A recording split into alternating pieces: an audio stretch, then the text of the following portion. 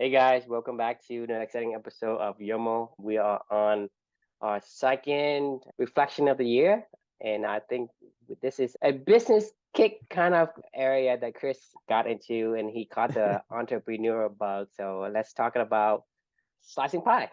Yeah, that's funny. Sometimes there's like these little chunk windows of different genres of books or different little rabbit holes. This whole journey goes rabbit hole back out, rabbit hole back out. Whatever's Yep. top of mind a lot of times is what ends up coming up. So, but yeah, this book today that we're going to be reviewing is called Slicing Pie: Funding Your Company Without Funds by the author Mike Moyer.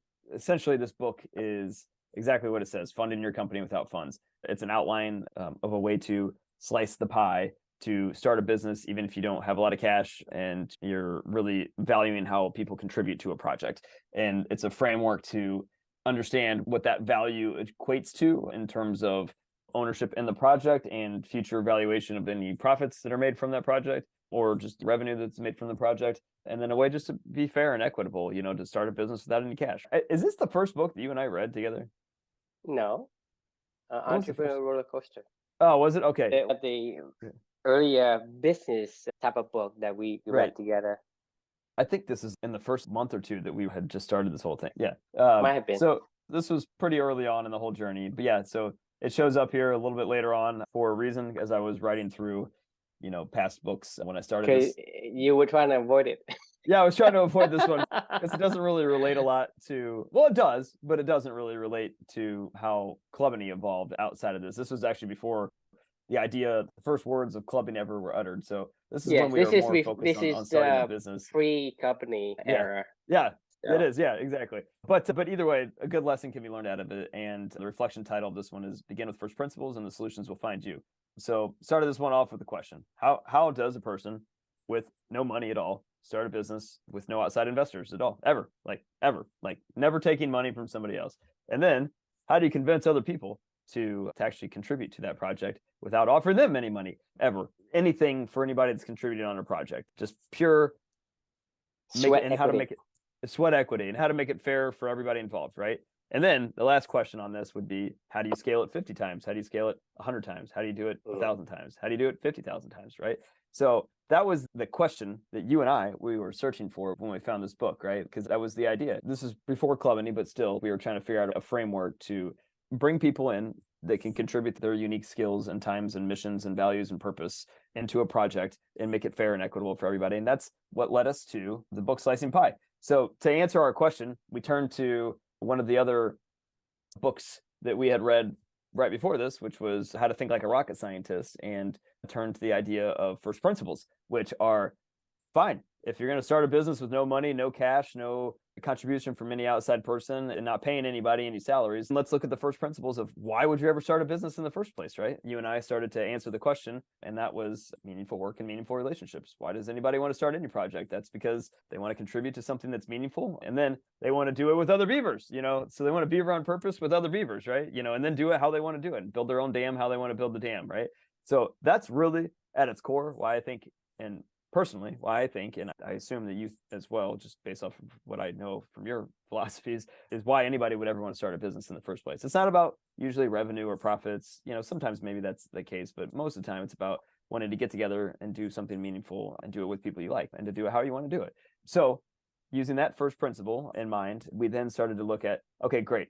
Now that we have that, how would we pay these people? And that was where Slicing Pie came in. So we were searching for an answer to our problem, which goes back to the title of, begin with first principles and then the solutions will find you. So once we had our first principles in mind of what would bring people to the table to want to go contribute to this project, we then started looking for solutions of how do we make this fair and equitable and make sure that everybody is taken care of and make sure that, at the end of the day, money still is an important part of this whole entire equation, right? Like we can't, even though at Clubany, we don't believe in money, we don't want to take any outside investors ever in anything that we do. But at the end of the day, like we still have to live our lives. Truth of the reality is we cannot escape the fact that this world does run on money and you need some money to live your life. So people eventually are going to need to be paid in the Clubany ecosystem. And we were looking for a solution as to, how to make that happen. So that was where we turned to Slicing Pie. This particular book was our first pass at an answer to that dilemma.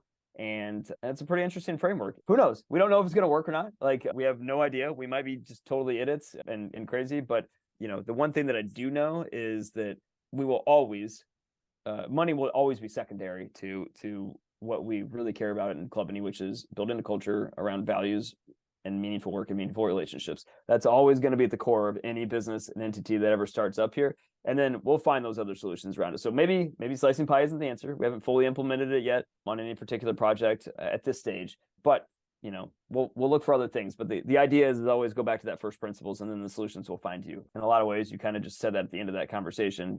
First principle.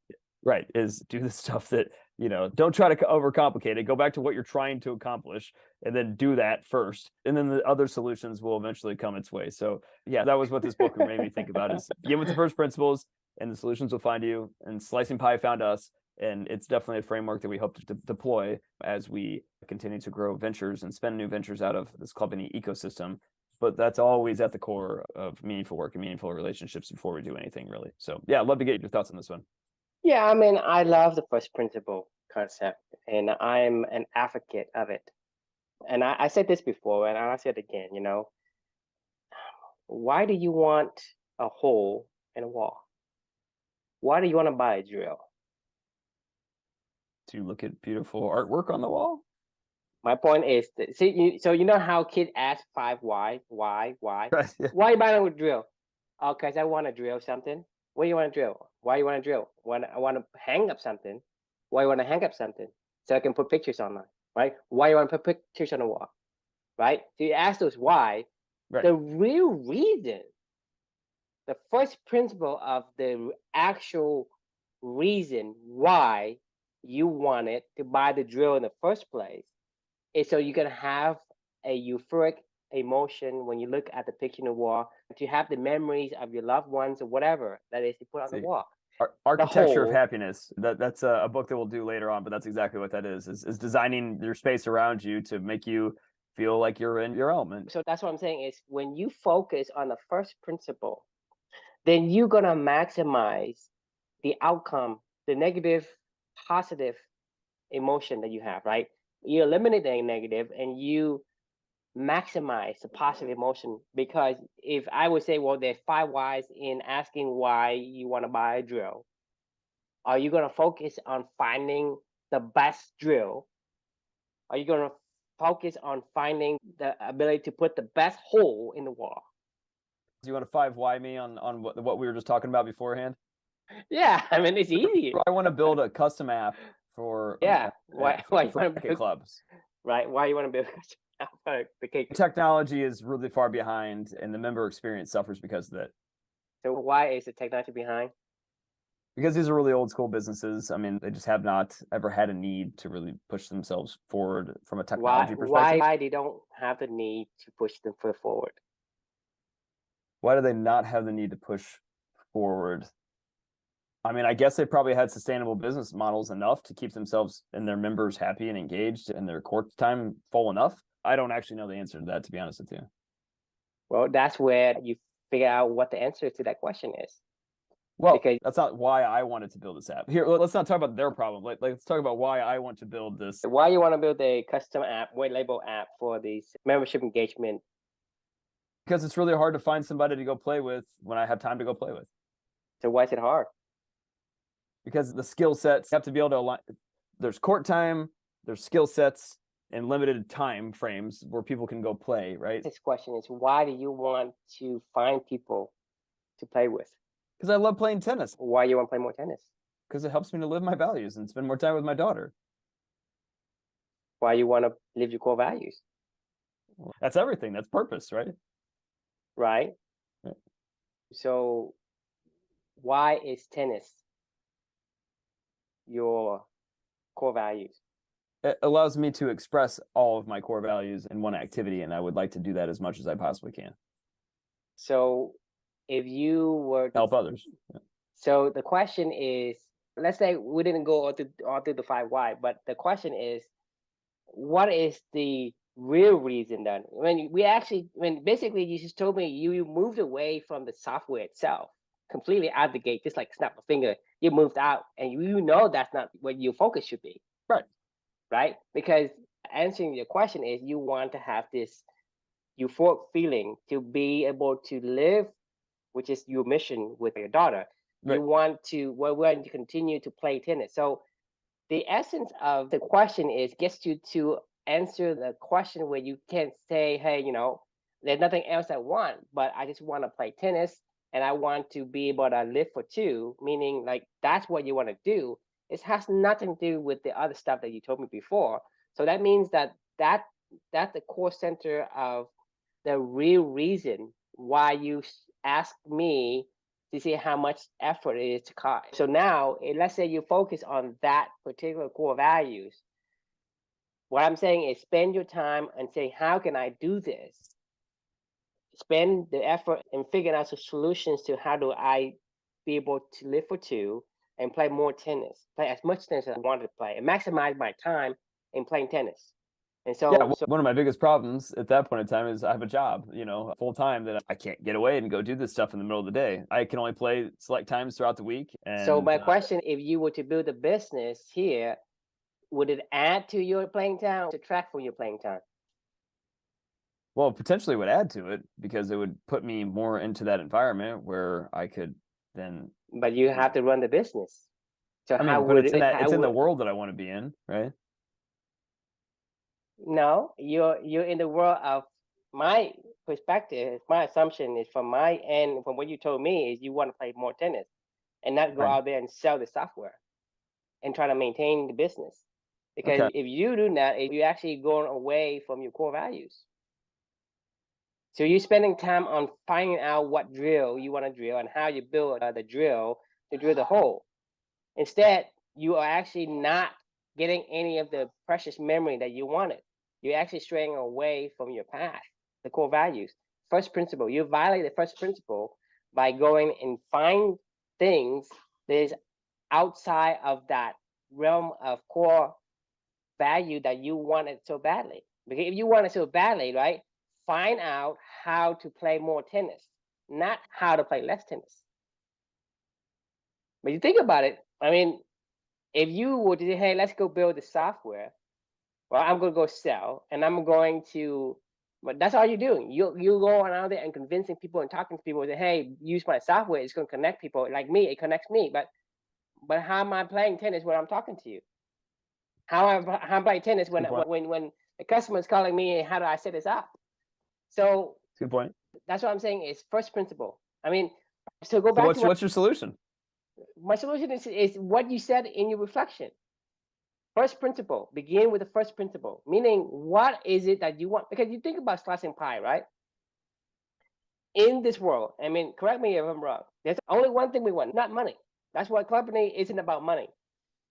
We want to do what we want, which is whatever our core value is. We want to do more of that. Why are you working, Chris? Well, so you're going to have the money. Job. So you're going to have the money to do more of the stuff. Not this job, not anymore. But I'm saying it's right, not anymore. Yeah. Well, you're in company. You're the exception. That's true. Yeah. I went back to first principles on that. My example is that we don't work for money. Right. We don't. That's why slicing pie works. It's because we don't work for money. Because thing is, because I'm asking you this, right? You are spending. You're spending. You're not taking in anything. You are giving out energy, right, to play tennis, right? How much are they giving you? A lot. And how much are they giving you in back in money? Oh, zero. Oh, yeah, zero. Are you paying out? Oh, yeah, I probably spend like $5,000. So this is what I'm saying is, when you exert energy, whatever it is, you are going to spend the energy on things you like, which is who you are. You're going to spend the time to do whatever it is. So that means that whatever we do, so there's only two ways, there's only two things I want, right? You give me the ability to play tennis. Let's say I'm you. I want to play tennis. So you give me the ability to play tennis, I'll play tennis. Or you got to pay me for doing something I don't want to do so I can use that money to buy some time to play tennis. Right. So in the end, the first principle means that, hey, you're going to do whatever that makes you feel good, which is I play tennis, I do coding, or I do whatever. That is what we really want. That's only one thing we want. That's why money isn't the real reason for any businesses or anybody working. So what you're right? saying is go buy Indianapolis Racket Club and then build a software to help me play more tennis, with people No, while I yeah, run a club. exactly. Yeah. You gotta focus on first things first, because if Right. you going to build a tennis club because you want to play, Right. right? You don't need money, because you willingly pay money Right. to go play tennis. You're willing to spend your time and energy to go play tennis, and they're not giving you back anything. But you were doing that day in day, and now you're telling me you want to do more. This is what I'm saying is, when you find your first principle, it is so easy to find a solution, because you're not. And the thing is, we got it because you're asking me, okay, should we build this? I say no, because it's not what we do. It's not what we do. If you say, hey, let's go play tennis, right? Okay, pay me $9 a month or whatever to go and rent some court time. You pay people to go and let you do the stuff. Sure. So you think about, if you take company or anything that we do and take first principle, once you narrow in on the first principle and things that resonate with your core values, right? Then you're gonna do that regardless of there's money or there's no money. You even pay to get to do it. And so first principle is so important in my mind, that nothing else, but you can say, hey, this thing gonna make me $1 billion. But if it's not Right. what I want to do, I just don't want, because the thing is, in like, progress through the company experience, I am more sure of this first principle. For me, it's like, you and I doing this thing like day in, day out, right? And we basically, like, we're on here, we're talking about stuff because that's what I want to do. And you're not paying me a dime. I'm paying stuff to get on here. Right. You know what I mean? So the thing is, I want to do this, regardless of whether it makes me money or not.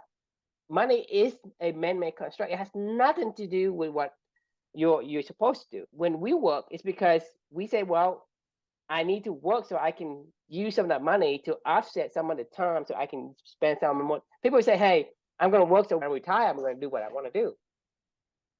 Right. Right. So that's the only thing that we want as a human person. That's why Slice and Pie would work, just because, in essence, if you find the right project that people can resonate with, then they're going to happily contribute. If a person says, hey, I love to go on TV and dance or whatever, they'll do that for free. You don't need to pay them nothing. If you love tennis, then play tennis. Don't go build software. If you play tennis and then there's so many bookings or whatever, and you can't handle it, say, hey, go ahead and build me a software so that I can use it, so that I can play more tennis. And then once you have that booking software, whatever that you have, you say, hey, I have the booking software. You're not doing anything extra, but other people can still use it. Right. This is where first principle comes first. The other thing is auxiliary. If you happen to have a good drill, right, and you drill, you hold the wall, you put the pictures on, and you enjoy the euphoric feelings of, whatever, then you can say, hey, this is another this drill here, you guys can use it. Man, I All already right. have the drill, right? What if I said this? I'm gonna go join Indianapolis Racket Club, and I'm gonna ask my friend to build a platform for them so they can play more, so I can play more tennis with more of the club members at IRC. Whether or not we try to turn it into a business model, like, what do you think about that? But that's the thing, is you're gonna have to ask the other guy, is that his core values? The owner of IRC? Anyone's involved. Sure, I'll have to That ask. this is the point of company. You're gonna have to match the right work with the right people. To build software, and I like to play more tennis, and that person wants to make more money. No, it's not about liking building software, right? It's about You building the do. You've kind said of that. software. No. You gotta build the software that resonate with you. There are thousands, even hundreds of thousands of different software. True. And if you ask me to build you a booking software, and there are already thousands of booking software out there, what am I contributing to? What is the euphoric feeling that I have? If you ask me to discover a universe, then yeah, because that's something I like to do, and I would do it. But if there are thousands of software already exist out there, and you ask me to swim through the oceans of all these different things, I'm asking you to build the member engagement tool so I can understand. there are even more membership engagement software than our booking software. That's my point. Because from the perspective of that, there's nothing new in this arena. It's just that people are not orchestrated in a way that meets your need. Right. but they're out there. They have like pieces, basically floating a bunch of stuff. They are fragmented. Like the softwares are there, but they're fragmented. And so if you the thing is, I'm a builder. I'm not a assembler. Right. So for the sake of assembling something, I'm not the right guy because it violates my first principle. Okay. Right. So you're gonna Fair have enough. to find, like, let's say project manager, right? I'm not a project manager. I hate managing projects. Right. Right. There are people who do. Right. I, Exactly. And I so that's fucking what I'm hate saying is this is more of a project manager type of project than a it. builder. Because Yeah. for It'd me, be like custom development. I would enjoy doing something that hasn't even been done before. Then I would take on that challenge because that's my core value, right? I learn new things. But for this thing, it's just, it bored me to death. So I need to buy my own club to help me play more tennis. That's the thing. The purpose of clubbing is to find projects and then to identify the people that has the core values that is resonate with that particular project. Yeah, no, I mean, I 100% agree. Like, and I'll do it for free. Like, I'm not, I'll pay for it. Exactly, because you give me a project that is like something that I really want to do, I do it for free. I'm not going to charge you anything because I get the joy out of it, right? At the end of the day, that's what you want. It's not about the money, right? You want the money because you want the freedom to do the thing that you really want to do. But because of the way society is structured, we have to kind of suck it up and do things that we don't want in exchange for what we want. Because people are looking towards a weekend so they can do the thing they want because they're slaved away on the weekdays so they can do this thing on the weekend, and then they slave away so they can retire and do what they want to do. Everybody's telling you to do that. I mean, outside clubbing, that's the mindset of how people act out there. Yeah, I had a friend when we were just in New York City. You know, I told you about. I won't use her name on here just because that'd be kind of weird. But the one that used to work at the company that got acquired, and so she wants to leave now because she hates the culture. I was telling you about this. Well, she was like, I hate it so much that I'm going to leave at the end of January. And she was like, I don't even have another job. And she's like, I don't care. And I was like, what are you going to do? And she goes, oh, I don't know, probably take like 2 or 3 months off, like, you know, focus on myself, do the stuff I like, maybe do some artwork, you know, do some, you know, she loves decorating. So she was like, maybe redecorate my house, you know, travel a little bit, get back in the gym, because she was like, I feel like I've let my fitness go to shit, you know, and like kind of like recalibrate my whole entire life. What company is about? And I was hearing this and I was laughing. And I was like, man, because she's miserable. She's miserable with her job. The work is not meaningful anymore.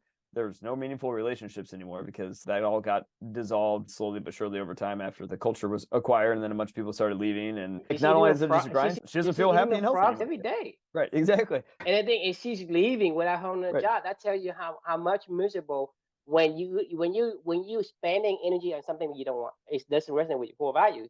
So I would caution anyone, right?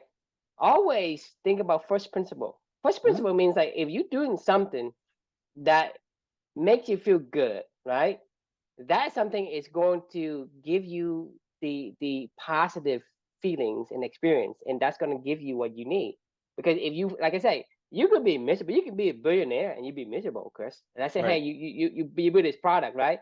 Oh, I built this product so that I can play more tennis, but now I play zero tennis because I'm so busy.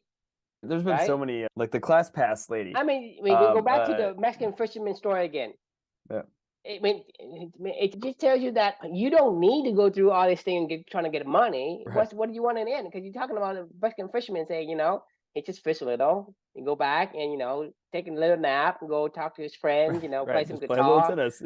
Hey, I just want to go play a little. And they say, no, Chris, you go build the software that changed millions of people. You can make $1 billion, and you move to New York City and you build an enterprise and be in a New York Stock Exchange, and you get a public offering and you make $1 billion. So then you have a bunch of money, and then you go back and you play libre tennis. Right? You can play tennis now. I get it. I get it. I get it. Okay. Well, I'm glad we did that. That was a fun exercise. Anything else you want to change my mind on today? I mean, you're the one who wrote the reflection. That's why we do this, right? Like, I mean, this is the whole point of it, right? You all saw in real time us troubleshooting. This is what we do. This is how we make decisions around frameworks. So I just, you know, True just saved me a lot of misery too. Right. Because like I said, you're going to be spending time doing things you don't want to do. I promise you. From how much I know you already, right? Don, you're And you right. say, hey, I love to play tennis and I want to live for two and I want to do this for my daughter, right? You're not doing this thing, right? This thing is going to move you away from that purpose. I agree. You're right. You win. All right. Any final thoughts to this one? I feel like that was fun. That was a good use of time. Yeah, always ask the why. I mean, ask the why until you can't ask another why. Right. I haven't done a 5 why because that was design of everyday things, I think, right? Was that what we heard that? It actually comes from the Toyota processing. No, I think we heard that in design of everyday things. Yeah, probably. Yeah. I'm pretty sure that was what that, but I didn't write that reflection of the 5 whys, right? But a lot of these things basically these things come down to a common concept, which is first principle. Like, what do you really want? Right. Right. Yeah. Because you're talking about, hey, are you building this because you want the money to do some this or that, whatever, or you just want to play tennis? When you want to play tennis, then do the thing and say, hey, did it give me more tennis time or less tennis time? Well, it's less tennis time, then I'm not going the right way. So turn around. That's fair. All right. Awesome. Well, that was fun. The 5 whys. I like that. So the question we can leave with you, everyone, is what are the first principles of your beautiful question? Keep figuring it out. Keep going deeper and ask your 5 whys and you'll figure it out eventually and it'll ease your mind. You will know when you're beavering. Right. Yeah, you're right. You will know. Because it's like, I don't have any doubt. When you really, I mean, we're talking about the track of alignments, right? Right. When you're on the track of alignments, how do you feel? That's what I was asking you. Like, how do you feel? It feels effortless. I mean, right. You know when you're on the right track. But if you have any doubt, that means that, hey, I'm not in a place where I should be. It's a really good point because it just made me think about why do you even take on a VC in the first place? Because like what you just said, the first step is always really easy when you're doing something, that you want to do. And it may not be a challenge, but I think of this project or I think of what we do every single night. It's not that these things aren't challenging. It's just that it's easy. I can do it. And It's easy to walk either. But you and I want to walk and want to run because we have the faculty to do it. And we want to. The reason why you end up taking on a VC is because you can't do it yourself. You have to go get outside resources to go make a vision happen. No one has ever gone to a VC and stayed forever. No. I mean, it's the same thing as me eating a frog. No, I know. This is the point I was getting at. That I want to do so I can get the money to do whatever I want to do. This is my point. It's like you need to take on resources to do stuff that you don't really want to do because you haven't really figured out what the first principle was in the first place. Right, is what I was getting at. If you already are doing what you're supposed to be doing, it should be an easy thing for you to go do yourself. Writing software for you isn't hard. It's challenging, but you enjoy it. But if it's the right project, you'll do it all day long, right? Like exactly. I do without sleeping. Did the thing for Blake.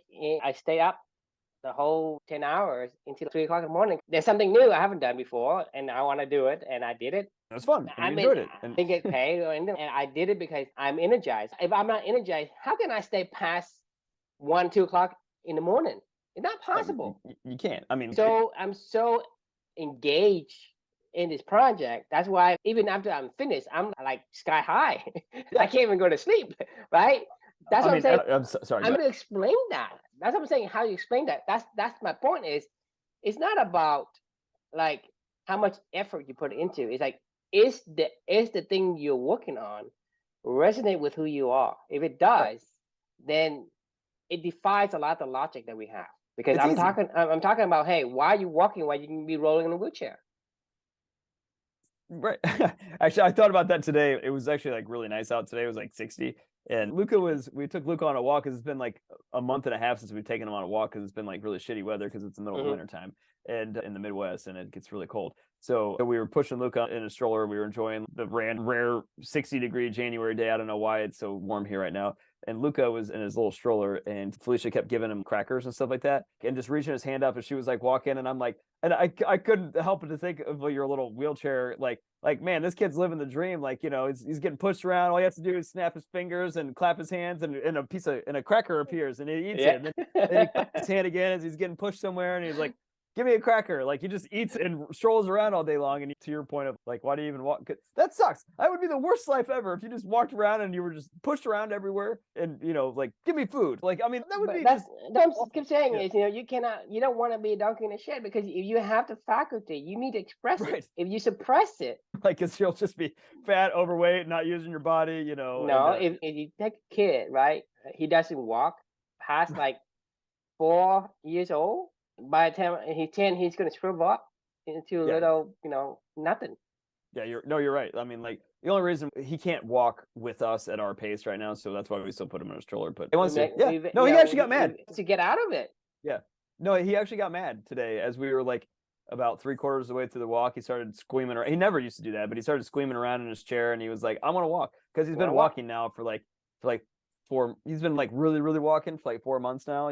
So before like strolls, he wasn't really walking anyway. So he was just like crawling around everywhere, and he couldn't go anywhere. But now he's like, "I want to get out of the stroller. Like, get me out of this thing." Like, Yeah. Anyway, it was one of your truisms. Made me think about it earlier. All right, we'll put a pin on it for tonight. So once again, what are the first principles of your beautiful question? And love to hear from you. And we will see you all tomorrow night. Sounds good. Good night.